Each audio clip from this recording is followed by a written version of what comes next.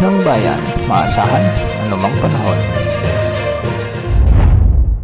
Magandang oras po sa ating lahat. Narito na ang update sa lagay ng ating panahon ngayon at sa susunod na 24 oras. Sa kasalukuyan ay dalawang weather systems ang nakakaapekto ngayon sa ating bansa. Una rito ang northeast monsoon o amihan na siyang nakakaapekto sa northern at central Luzon, samantalang easterly naman ang nakakaapekto sa silangang bahagi ng ating bansa.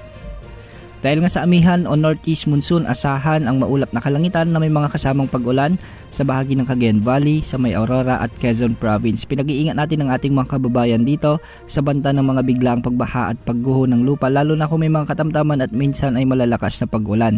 Samantala, easterlies o ang mainit na hangin naman ang magdudulot ng maulap na kalangitan na may mga kalat-kalat na pag-ulan na may kasamang thunderstorms sa may Surigao del Norte, Surigao del Sur, kasama na ang Dinagat Islands.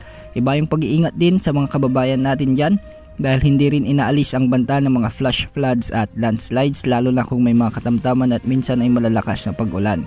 Samantala sa Metro Manila at nalalabing bahagi ng Luzon ay northeast monsoon naman ang magdudulot ng bahagyang maulap hanggang sa maulap na papawirin na may mga kasamang kalat-kalat na mahihinang pag-ulan.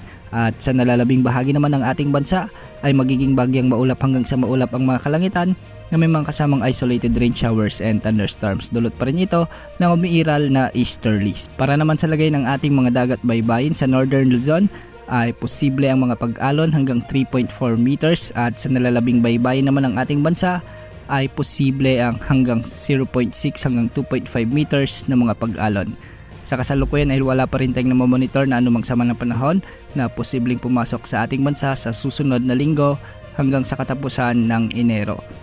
Bukas asahan pa rin ang pag-iral ng easterlies at amihan sa bansa, kaya asahan pa rin ang maulap na kalangitan na may mga kasamang kalat-kalat na pag-ulan. Yan ang update sa lagay ng panahon. Ito po ang weather update ng bayan, maasahan anumang panahon.